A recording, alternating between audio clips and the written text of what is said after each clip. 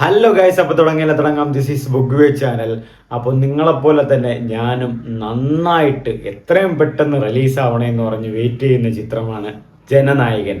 ദളപതി വിജയ് നായകനാകുന്ന ജനനായകൻ ജനുവരി 9, 2026 പൊങ്കൽ റിലീസിനായിട്ട് എത്തുമെന്നാണ് അണിയറ പ്രവർത്തകരൊക്കെ പറഞ്ഞ റിലീസിന്. ബട്ട് സെൻസർ ഇഷ്യൂ കാരണം സർട്ടിഫിക്കറ്റ് ഇഷ്യൂ ചെയ്യാത്ത പക്ഷം സിനിമ റിലീസ് പോസ്റ്റ്പോണ്ട് ചെയ്തു.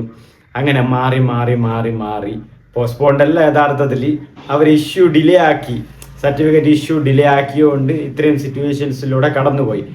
ഫെബ്രുവരി 9 കഴിഞ്ഞ് ഫെബ്രുവരി 10 ഒരു മാസം കഴിഞ്ഞിട്ടും സിനിമ ഇതുവരെ റിലീസായിട്ടില്ല.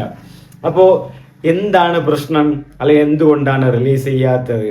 അപ്പോൾ KVN പ്രൊഡക്ഷൻസും പെറ്റീഷനും കാര്യങ്ങളൊക്കെ മുന്നോട്ട് പോയെങ്കിലും CBFC ഒരു രീതിയിലും സമ്മതിക്കുന്നില്ല. അതായത് അവർ പറയുന്ന കാര്യങ്ങൾ അനുസരിക്കാത്ത പക്ഷം നിങ്ങൾക്ക് സിനിമ റിലീസ് ചെയ്യാൻ അനുവദിക്കില്ല എന്നുള്ള മട്ടിൽ തന്നെയാണ് അവർ. അവസാനമായിട്ട് സിനിമ റിലീസ് ചെയ്യാൻ വേണ്ടിയിട്ട് KVN പ്രൊഡക്ഷൻസും CBFCയുമായിട്ട് രണ്ടുപേരും തമ്മിലുള്ള ഒരു പ്രൈവറ്റ് മീറ്റിങ്ങിൽ അവർ പറയുന്നത്, CBFC പറയുന്ന നിർദ്ദേശം എന്തെന്ന് വെച്ചാൽ, നിങ്ങൾക്ക് സിനിമ നൽകാം അല്ലെങ്കിൽ സിനിമയുടെ സർട്ടിഫിക്കറ്റ് നൽകാം. എങ്ങനെ? ആദ്യം തന്നെ നിങ്ങൾ കോടതികളിൽ, മദ്രാസ് ഹൈക്കോടതിയിൽ കൊടുത്ത ആ ഒരു പെറ്റീഷൻ, ആ ഒരു കേസും കാര്യങ്ങളും വിഡ്രോവൽ ചെയ്യണം, വാപ്പസ് ചെയ്യണം.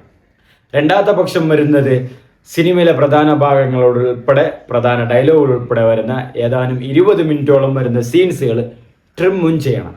ഈ രണ്ടും ചെയ്ത പക്ഷം നിങ്ങൾക്ക് സിനിമ പെട്ടെന്ന് തന്നെ റിലീസ് ചെയ്യാൻ പറ്റുമെന്നാണ് CBFC KVN പ്രൊഡക്ഷൻസിൻ്റെ പറയുന്നത്.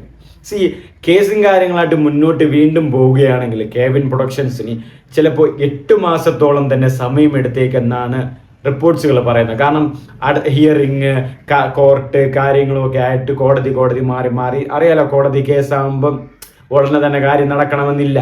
നീങ്ങിപ്പോവും. ചിലപ്പോൾ 8 മാസം വരെ വേണമെങ്കിലും എടുത്തേക്കാം എന്നാണ് പറയുന്നത്. KVN പ്രൊഡക്ഷൻസിനാണെങ്കിൽ ഇപ്പം ഈ സിനിമ ഇതുവരെ റിലീസ് ചെയ്യാത്തതുകൊണ്ട് തന്നെ ഇപ്പം നഷ്ടം ഒരുപാടാണ്. ഒരു മാസം റിലീസ് ചെയ്യാത്ത പക്ഷം ഇനിയിപ്പോൾ ഈ 8 മാസം അല്ലെ ഈ വർഷം തന്നെ റിലീസ് ചെയ്യാതെ പോയാൽ അവർക്ക് ഉണ്ടാവുന്ന നഷ്ടം എത്രയാണെന്ന് നമുക്ക് ഊഹിക്കാവുന്നേ ഉള്ളൂ. ചെറിയൊരു നഷ്ടമൊന്നും വരാൻ നമുക്ക് സാധ്യതയൊന്നുമില്ല. കാരണം അവർക്ക് നല്ല തോതിലുള്ള നഷ്ടം വരും. കാരണം 500-600 കോടി മുതൽ മുടക്കുള്ള ഒരു ചിത്രം കൂടെയാണ് വരുന്ന ജനനായകൻ. അപ്പോൾ അവസാനം KVN പ്രൊഡക്ഷൻസ് സെൻസർ ബോർഡിൻ്റെ ആ ഒരു ദേഷ്യത്തിന്, അല്ലെങ്കിൽ അവരുടെ ആ ഒരു പിടിപ്പ് കേടിന് മുന്നിൽ അടിയറവ് പറയേണ്ടി വരുന്നു എന്നുള്ളതാണ് സത്യം. കാരണം സിനിമ റിലീസ് ചെയ്യണമെങ്കിൽ അവർക്ക് സഹകരിക്കാതെ വേറെ വഴിയില്ല. അതുകൊണ്ട് KVN പ്രൊഡക്ഷൻസ് അവരുടെ കൊടുത്ത കേസുകൾ മദ്രാസ് ഹൈക്കോടതിയിൽ നിന്ന് വിഡ്രോവൽ ചെയ്തിട്ടുണ്ട്. അത് തന്നെ ഒരു പോസിറ്റീവ് ന്യൂസാണ് പെട്ടെന്ന് സിനിമ റിലീസ് ചെയ്യാൻ വേണ്ടിയിട്ട്. പിന്നെ ഇന്ന് മദ്രാസ് ഹൈക്കോടതിയിലും ദളപതി വിജയുടെ ജനനായകനുമായി റിലീസ് ഡേറ്റുമായിട്ടുള്ള ഒരു ഹിയറിങ് എന്ന് റിലീസ് ചെയ്യാൻ പറ്റും, അല്ലെങ്കിൽ എപ്പോൾ ഒരു സമയം കൊടുക്കാം എന്നുള്ളൊരു സന്ദർഭയോജിതമായ കാര്യങ്ങൾ മദ്രാസ് ഹൈക്കോടതിയിൽ നടക്കുന്നുണ്ടെന്നും അറിയുന്നു. അപ്പോൾ ഹോപ്പ്ഫുള്ളി ഈ മാസം തന്നെ, അതായത് എൻ്റെ ഒരു വിശ്വാസം അനുസരിച്ച് പറയുന്ന സോഴ്സുകൾ പ്രകാരം ഫെബ്രുവരി 19, 21 ഈ 3 ദിവസത്തിനകത്ത് ഏതെങ്കിലും ഒരു ദിവസം സിനിമ റിലീസ് ചെയ്യാൻ സാധ്യത കൂടുതലാണ്. ഇനിയിപ്പം സിനിമ റിലീസ് ചെയ്യാതിരിക്കുമെന്നും കണ്ടു തന്നെ അറിയണം. അതായത് ഈ ടൈം സ്പാനിൽ റിലീസ് ചെയ്യാതിരിക്കുമെന്നും കണ്ടു തന്നെ അറിയണം. ബട്ട് എന്നിരുന്നാലും ദളപതി ഫാൻസിനും ദളപതി സിനിമ കാണാൻ ഇഷ്ടപ്പെടുന്നവർക്കും ആഗ്രഹിക്കുന്നവർക്കും ഒരു ഗുഡ് ന്യൂസ് തന്നെയാണ് വന്നിട്ടുള്ളത്. KVN പ്രൊഡക്ഷൻസ് CBFCക്കെതിരെ കൊടുത്തുള്ള മദ്രാസ് ഹൈക്കോടതിയിലും കോടതിയിലും കൊടുത്തിട്ടുള്ള കേസുകൾ, പെറ്റീഷനുകൾ വിഡ്രോവൽ, വാപ്പസ് ചെയ്തിട്ടുണ്ട്.